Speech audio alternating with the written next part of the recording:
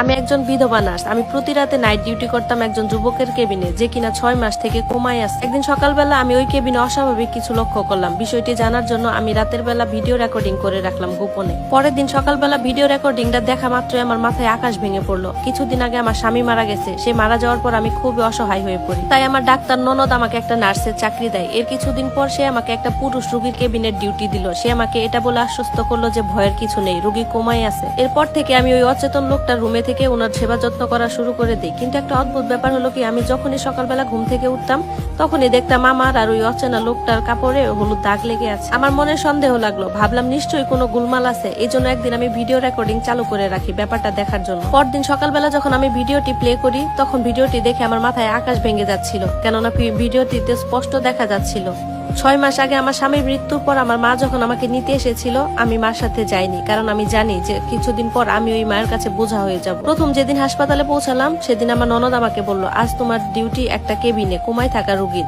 আমি তখন অবাক হয়ে বললাম, পুরুষ রোগী? তখন আমার ননদ বলল, সেই অচেতন সোহানা, তোমার কোনো অসুবিধাই হবে না। আমি চুপচাপ ভিতরে চলে গেলাম। ভেতরে গিয়ে দেখলাম এক লম্বা চওড়া সুদর্শন যুবক নিস্তব্ধ হয়ে একজন বিছানায় শুয়ে আছে। তার মুখে এক অদ্ভুত হাসি ছিল, যেন বহু বছর ধরে সে ঘুমিয়ে আছে। তাকে দেখে আমার খুব মায়া হলো। কতই বা বয়স, পুরো জীবনটাই তো তার সামনে পড়ে আছে। এরপর রুমে আশেপাশে খুঁজে দেখলাম তেমন করার মতো কিছুই নেই। তাই ভাবলাম একটু ঘুমিয়ে নেই। চেয়ারে বসে ঘুমিয়ে পড়লাম। সকালবেলা যখন ঘুমটা ভাঙলো আমি আমার শরীরে অদ্ভুত এক ক্লান্তি অনুভব করলাম। আমি আমার কাপড় ঠিক করতে গিয়ে দেখলাম আমার কাপড়ে অচেনা হলুদ রঙের দাগ লেগে আছে। আমি তো ভয় পেয়ে গেলাম, এই রঙগুলো কোথা থেকে আসলো। সঙ্গে সঙ্গে ননদকে গিয়ে বললাম, আপু, আমার কাপড়ে অদ্ভুত এক রকমের হলুদ দাগ লেগে আছে, এগুলো কি?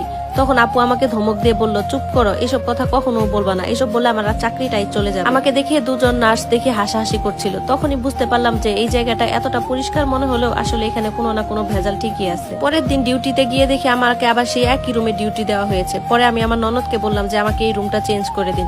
তখন আমার ননদ আমাকে ধমকের সুরে বলল, তোমাকে আমি ইচ্ছা করে এই রুমটাতে দিয়েছি। ওই রোগীটি যেহেতু কোমায় আছে, কোনো ভেজাল নেই, ভিড় নেই, ঝামেলা নেই। এরপর কিছু দিনের মধ্যে আমার নির্দিষ্ট একটা রুটিন তৈরি হয়ে গেল। সময় মতো হাসপাতালে এসে ইউনিফর্ম পরি, এরপর হাজিরা দেই আর ওই রুমে ঢুকে পড়ি। রুমে অল্প আলো রেখে দেই আর চারপাশে মেশিনে বিপ বিপ শব্দ। এদিকে রোগী চুপচাপ শুয়ে থাকতো, তার চোখে পাকা পাতা পর্যন্ত পড়তো না। একদিন রাতে এক অদ্ভুত ঘটনা ঘটলো। ঘর পরিষ্কার করতে গিয়ে দেখি ড্রয়ার খোলা। ড্রয়ারের ভিতরে একটা ডায়েরি আর একটা তেলের শিশি। ডায়েরিটা খুলে দেখলাম সবগুলো পাতায় ফাঁকা, কিন্তু শেষ পাতায় লেখা ছিল, নীরবতা সবকিছুই শুনে ফেলে। এরপর আমি প্রতিদিন রাতে সময় কাটানোর জন্য সাথে করে বই নিয়ে আসতাম। ভাবলাম এই বইটা ওই আদিত্য নামে রোগীটাকে পড়ে শোনাবো, কারণ আমি জানতাম যে কোমায় থাকা রোগীরা অন্তত শুনতে পায়। এরপর আমি প্রতিদিন ওর পাশে বসে বইটা পড়ে শোনাতে লাগলাম। আদিত্য যখন চোখ বুঝতো সাথে সাথে আমিও ঘুমিয়ে পড়তাম। ঘুম থেকে ওঠার পর প্রতিদিনের মতো সকালে একই ঘটনা দেখি, যে আমার কাপড়ে হলুদের দাগ লেগে থাকতো। প্রতিদিন কাপড়ে এই হলুদ দাগ লাগার ব্যাপারটা আমার কাছে খুব রহস্যজনক মনে হলো। এর কিছুক্ষণ পর সীমা নামের একটা নার্স এসে আমাকে বলল যে কোমায় থাকা যে রোগীটা আছে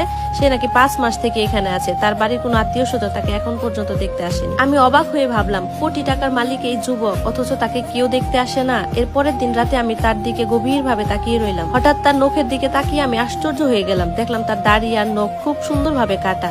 মনে হচ্ছিল কেউ যেন কিছুক্ষণ আগে এসে কেটে দিয়ে গেছে। মনে হচ্ছিল কেউ যত্ন করে কেটে দিয়েছে। হঠাৎ দেখলাম তার চোখের পাতা নড়াচড়া করতেছে। আমি সাথে সাথে মেশিনের দিকে তাকালাম, সবকিছু ঠিকঠাক ছিল। একদিন আমি ঔষধ আনার জন্য হসপিটালের ফার্মেসিতে গেলাম। সেখানে ইনচার্জ আমাকে বলল, আদিত্য সাহেবের জন্য স্পেশাল একটা ওষুধ আছে, সেটা আপনি নিয়ে যান। আমি তাকে বললাম, স্পেশাল কেন? লোকটা আমাকে কিছুই বললো না। এরপর রাতের বেলা আমি ছেলেটার পাশে বসে উপন্যাস পড়তাম এবং তার সঙ্গ দিতাম। এরপর সে যখন ঘুমিয়ে পড়তো আমিও ঘুমিয়ে পড়তাম, কিন্তু সকালবেলা উঠে দেখতাম আমার কাপড়ে সেই হলুদ দাগ। একদিনের এক ঘটনা আমার খুব আশ্চর্য লাগলো। একজন ওয়ার্ড বয় কেবিনে এসে আমাকে বলতেছে, আপনি ভীষণ সাহসী মহিলা। আমি বললাম, মানে কি? তখন সে বলল, কিছু না ম্যাডাম, এমনিই বললাম। একদিন রাতে আমি ওই কেবিনের মেঝেতে পাতলা করে লবণের দাগ দিয়ে দিলাম, যাতে পোকামাকড়ের আসা যাওয়া বন্ধ হয়। ওই দিন সকালে ঘুম ভাঙতেই দেখি সেই লবণের দাগ এদিক সেদিক নড়ে গেছে আর আমার কাপড়ে আবার সেই হলুদের দাগ। তখন আমি পরিষ্কার ভাবে বুঝে যাই যে এখানে কোনো না কোনো রহস্য ঠিকই আছে। এই জন্য মনে মনে সিদ্ধান্ত নিলাম, এর পরের দিন যখন এখানে আসবো আমার স্বামীর পুরনো ক্যামেরাটা নিয়ে আসবো। ওই ক্যামেরাটাই আমার সকল প্রশ্নের উত্তর দিতে পারবে। পরের দিন বাড়ি থেকে ওই ক্যামেরাটা ফুল চার্জ করে আমি সন্ধ্যার দিকে হসপিটালে চলে এলাম। ক্যামেরাটা রোগীর বিছানার বাঁ দিকে বসালাম। এরপর সব কাজ শেষ করে বিছানা গুছিয়ে আমি ঘুমিয়ে পড়লাম। ঘুমানোর ইচ্ছা ছিল না, কিন্তু রাত বাড়ার সাথে সাথে কখন যেন ঘুমিয়ে পড়লাম বুঝতেই পারিনি। সকাল হতে দ্রুত বাড়ি ফিরে নিজের রুমে দরজা বন্ধ করে ল্যাপটপের ভিতরে ক্যামেরাটা বের করে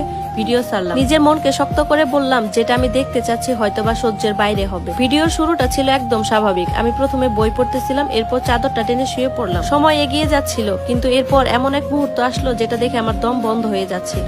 কেননা আমার সেই রোগী আদিত্য রায়চৌধুরী ধীরে ধীরে তার বিছানা থেকে উঠে দাঁড়ালেন। প্রথমে দেখলাম বিছানায় বসে বসে তার গলায় এদিক সেদিক নাড়ালো। এরপর দেখি ধীরে ধীরে রুমের ভিতর হাঁটাহাঁটি শুরু করলো। এরপর ধীরে ধীরে সে আমার দিকে এলো, এসে আমার মুখের দিকে অবাক করে তাকিয়ে রইল। এরপর আমার গায়ের উপর থেকে চাদরটা সরিয়ে আমার মাথায় আলতো করে হাত বুলাতে লাগলো। মনে হচ্ছিল সে যেন আমার কতই না আপন। এর কিছুক্ষণ পর সে তার পকেট থেকে কিছু একটা বের করে আমার নাকের সামনে কিছুক্ষণ ধরে রাখলো। এরপর ড্রয়ার খুলে তেলের শিশিটা বের করে আমার হাতে পায়ে ধীরে ধীরে মালিশ করতে লাগলো। তখন ভাবলাম এই মালিশ করার জন্যই হয়তোবা আমার কাপড়ে হলুদের দাগ লেগে থাকতো। এরপর দেখি সে চুপচাপ তার বেডে শুয়ে পড়লো। আমি তো কাঁপতে কাঁপতে ভিডিওটা স্টপ করে দিলাম। ভাবলাম মানুষটা ঘুমায়নি, তারপরও কেন এই নাটক করতেছে। সন্ধ্যায় আমি তখন হসপিটালে গেলাম, গিয়ে আমার ননদকে সব ঘটনা খুলে বললাম। কিন্তু আমার ননদ আমার এইসব দেখে বলতেছে, তুমি এইসব এআই দিয়ে বানাইছো, এগুলো কাউকে বললো না তুমি, তাহলে কিন্তু তোমার চাকরিও থাকবে না, আমার চাকরিও থাকবে। তিনি আমাকে রেগে মেগে বললেন, তুমি এখন এখান থেকে বের হয়ে যাও, আর এসব কথা কাউকেই বলবা না। আমি যখন তার রুম থেকে বেরিয়ে যাচ্ছিলাম, এক ওয়ার্ড বয় আমাকে নিয়ে ক্যান্টিনে বসালো। সে বসিয়ে আমাকে ওই আদিত্যর কথা বলতে লাগলো। সে আমাকে যা বললো সেটা শুনে তো আমি মুখের ভাষা হারিয়ে ফেলেছিলাম। সে বলল এই আদিত্যকে নাকি কয়েক মাস আগে বিষ প্রয়োগ করা হয়েছিল। অবস্থা ভীষণ খারাপ ছিল, কিন্তু তারপরও সে বেঁচে যায়। তার পরিবারের লোকজন বলেছিল সে নাকি আত্মহত্যা করার চেষ্টা করেছে, কিন্তু আমি তার শরীরে অনেকগুলো আঘাতের চিহ্ন পেয়েছি। আশ্চর্যের বিষয় হলো সে যখন সুস্থ হয়েছিল সে নিজে বলছিল যে তার পরিবারের লোকজন নাকি তাকে মেরে ফেলতে চায়। আমি তখন ওই ওয়ার্ড বয়কে বললাম, তাহলে এসব কিছু লুকানো হলো কেন? তখন সে বলল, আদিত্য নাকি নিজেই বলেছিল যে সে যে বেঁচে আছে এই কথাটা যেন বাহিরে না কেউ জানে। সে এই হসপিটালে থেকে গোপন মাধ্যমে নাকি তার প্রমাণ জোগাড় করতেছে। আসল অপরাধী ধরা না পর্যন্ত সে নাকি এভাবেই থাকবে। ওয়ার্ড বয়ের কথা শুনে আমি আমার কেবিনে চলে গেলাম। গিয়ে রুমে দরজাটা লাগিয়ে আদিত্যর দিকে তাকিয়ে রইলাম। তাকে বললাম, এসব নাটক বন্ধ করো, আমি সব জেনে গেছি। সে কিছুক্ষণ পর চোখ খুলে আমাকে বলল, তুমিও সব জেনে গেছো? তাহলে শোনো, আমার সৎমা আমাকে মেরে ফেলার জন্য বিষ দিয়েছিল। আমার যত সম্পত্তি আছে সেগুলো নিতে চায়, ভোগ করতে চায়। আদিত্য তার জীবনের সকল ঘটনা আমাকে খুলে বলল। তার কিছুদিন পর সকল প্রমাণ যখন জোগাড় হলো, তখন আদিত্যের সৎমা আর তার মামাকে পুলিশ গ্রেপ্তার করে নিয়ে যায়। ধন্যবাদ সবাইকে। গল্পটি কেমন লাগলো অবশ্যই কমেন্ট করে জানাবেন।